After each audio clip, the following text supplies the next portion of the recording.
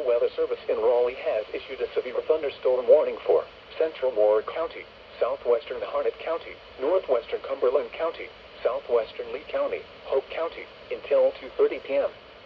At 1:52 p.m., a severe thunderstorm was located 7 miles southeast of Southern Pines, moving southeast at 15 miles per hour.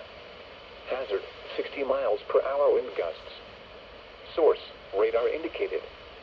Impact, expect damage to roofs, siding, and trees. Locations impacted include Fayetteville, Southern Pines, Rayford, Carthage, Fort Bragg, Pinehurst, Aberdeen, Antioch, Pope Army Airfield, and Spring Lake. For your protection, move to an interior room on the lowest floor of a building. Repeating, a severe thunderstorm warning has been issued until 2:30 p.m. for the following counties in North Carolina: Cumberland, Harnett, Hoke, Lee, and Moore.